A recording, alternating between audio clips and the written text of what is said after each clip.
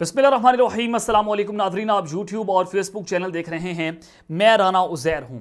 नदर काम में पाकिस्तान की सियासत जो है वो फैसला कुन ओवर्स में दाखिल हो चुकी है और हालात कशीदगी की जानिब बढ़ते चले जा रहे हैं और आए रोज़ जलती पर पेट्रोल फेंका जा रहा है और दोनों जानिब से यानी कि ये मुकाबला जो है वो इमरान खान का पाकिस्तान के सबसे ताकतवर हलकों के साथ है और दोनों जानिब से इस वक्त लड़ाई जो है वो शिद्दत इख्तियार करती चली जा रही है। ना इमरान खान साहब झुकने के लिए तैयार हैं और ना दूसरी जानिब से जो है वो झुकने के लिए तैयारियां पकड़ी जा रही है, यानी कि दोनों जानिब से जंग जो है वो जारी है, गोलाबारी जारी है। अब जनाब आईएसपीआर का एक प्रेस रिलीज सामने आता है, फॉर्मेशन कमांडर्स कॉन्फ्रेंस होती है और अब तक का सबसे सख्त तरीन आईएसपीआर का यह प्रेस रिलीज जिसमें इमरान खान को दो टोक पैगाम दिया गया है। अब जनाब मैं कुछ बड़ी खबरें लेकर आपकी खिदमत में हाजिर हुआ हूं कि जैसे ही आईएसपीआर ये प्रेस रिलीज जारी करता है 200 जर्नैल जो है वो आज मिलकर बैठते हैं, जनरल आसिम मनीष की सदारत करते हैं फॉर्मेशन कमांडर्स कॉन्फ्रेंस की और उस कॉन्फ्रेंस के फौरी बाद रात गए इमरान खान साहब ने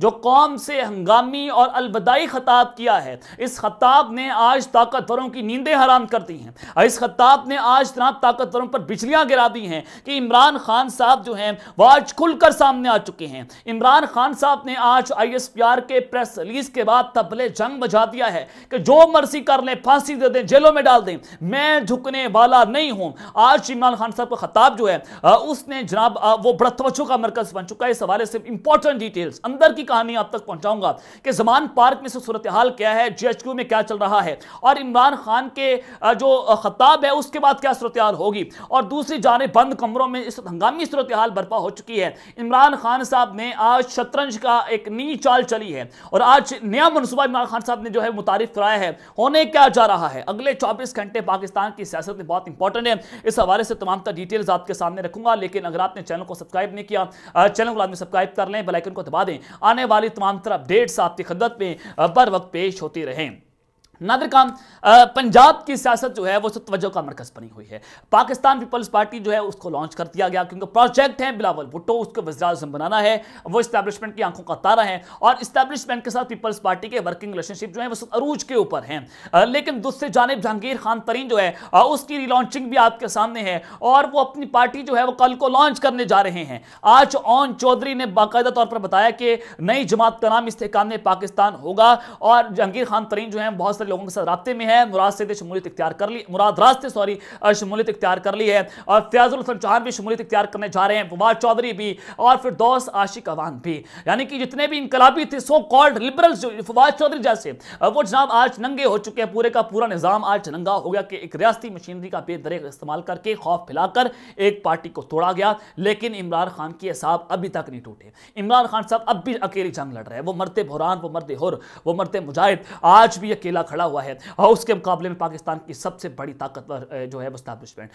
रियासती मशीनरी उसके खिलाफ खड़ी हो चुकी है। ब्यूरोक्रेसी, एस्टैब्लिशमेंट, जुडिशरी, उसके खिलाफ हर तरह की फंडिंग का इस्तेमाल किया जा रहा है। आसिफ जरदारी, जहांगीर तरीन, अलीम खान, फवाद चौधरी उसकी पार्टी तोड़कर बहुत कुछ आपने देखा, लेकिन इमरान खान अकेला अभी तक खड़ा हुआ है और अभी तक ताकतवर इस वजह से परेशान है कि हमने इस बंदे के साथ इतना कुछ कर लिया लेकिन ये बंदा जो है वो हिलने का नाम नहीं ले रहा। जब ये सारा कुछ हुआ कुछ भी इनको जो है वो कामयाबी हासिल नहीं हुई तो एक फॉर्मेशन कमांडर्स कॉन्फ्रेंस बुलाई जाती है और 9 मई के हवाले से बहुत सारी चीजें आपके सामने कि फौज के अंदर खौफ गुस्सा है कि जनाब आपने हमारे ऊपर हमला किया तो लिहाजा हम आपको नहीं छोड़ेंगे। आर्मी चीफ जो है बेतहाशा बार ये बयान दे चुके हैं। आईएसपीआर का प्रेस रिलीज के ऊपर जनाब जारी हो चुका है। अब इमरान खान साहब टूट नहीं रहे थे तो फॉर्मेशन कमांडर्स कॉन्फ्रेंस बुलाई जाती है और ये कॉन्फ्रेंस बहुत इंपॉर्टेंट थी। कल मैंने आपको बताया था कि बंद कमरों में यह तय हो रहा है कि कौन वज़ीर-ए-आज़म बनेगा, किसको कितनी सीटें मिलेंगी, कौन सी जमात कहां पर हुकूमत बनाएगी और किस तरह से मखलूत हुकूमत बनाई जाएगी। इसके हवाले से बंद कमरों के अंदर इजलास जारी है, बंद कमरों में बहुत सारे फैसले हो रहे हैं और आज ही मेरी इस खबर की तस्दीक होती है।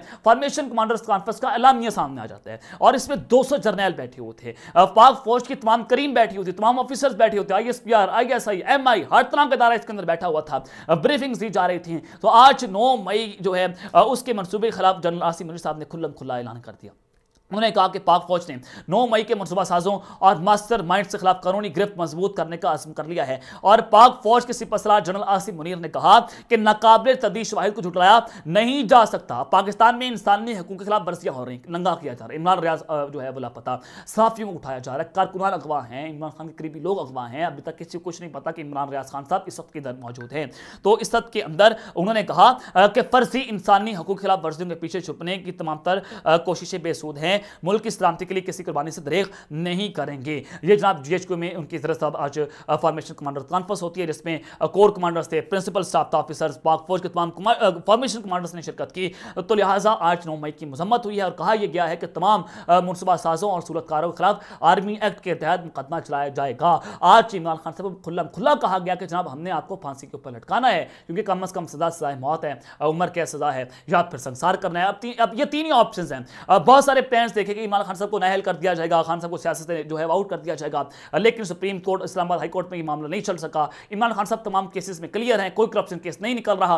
अब जनाब 9 मई का एक प्लांटेड वाकया होता है, उसमें फंसाकर भुट्टो मॉडल नाफिज करने की तैयारियां हो रही हैं। जो अब्दुल रज़ाक एडवोकेट को मारा गया, उसमें इमरान खान के खिलाफ दफा 302 भुट्टो मॉडल 2 लगाया जा रहा है, फांसी का दिफा लगाई गई है। तो ये इस वक्त पाकिस्तान के अंदर एक पॉलिटिकल पार्टी के खिलाफ और पॉलिटिकल लीडर, पाकिस्तान के सबसे बड़े और सबसे मकबूल तरीन लीडर के खिलाफ ये सारा कुछ हो रहा है।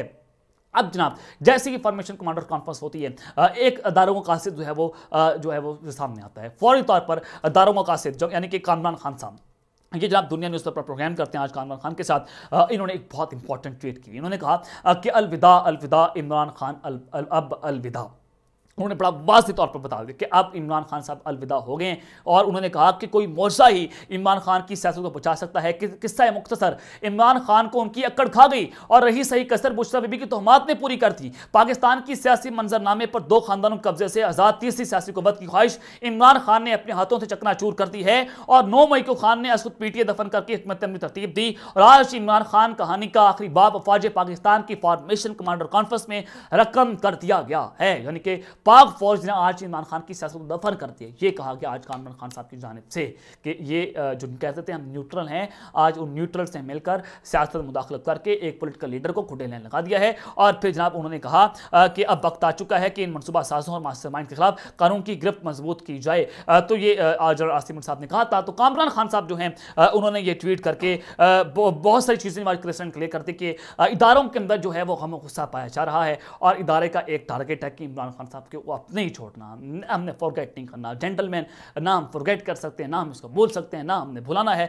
तो ये आज बड़ा वाज़ेह हो चुका है। लेकिन जनाब उस सब के अंदर अब इमरान खान साहब जो हैं वो खामोश होकर जमान पार्क नहीं बैठे, वो हैप्पी बर्थडे टू यू नहीं करेंगे वहां बैठकर, वो ढोल नहीं बजाएंगे या वो डर कर वहां पर बैठ के भाग जाएंगे कि जनाब मैं तो नवाज शरीफ हूं, या फिर वो लंदन भाग जाएंगे। ऐसा मामला हरगिज़ नहीं है। इमरान खान साहब जो हैं वो एक प्लान के ऊपर काम कर रहे हैं। जो ये समझते हैं कि जमान पार्क में बैठकर इमरान खान साहब रोजाना कोई मक्खियां मारते हैं और बैठ जाते हैं, ऐसा हरगिज़ नहीं है। चाहे जो भी है पॉलिटिकल लीडर वहां पर नहीं जा सकता, वो जाता है, वो जमान पार्क जो वो उसके खिलाफ घेरातंग हो जाता है, उसको गिरफ्तार किया जाता है, उसको अगवा किया जाता है, बहुत सारे मुकदमात में उसको फंसाया जाता है। अब इमरान खान साहब जो वो बारी बारी वकला से जो है वो खिताब करते हैं, वकला को बुलाते हैं। आल पाकिस्तान वकला जो है इमरान खान साहब को मिलने आ रहे हैं, बारी बारी मिल रहे हैं।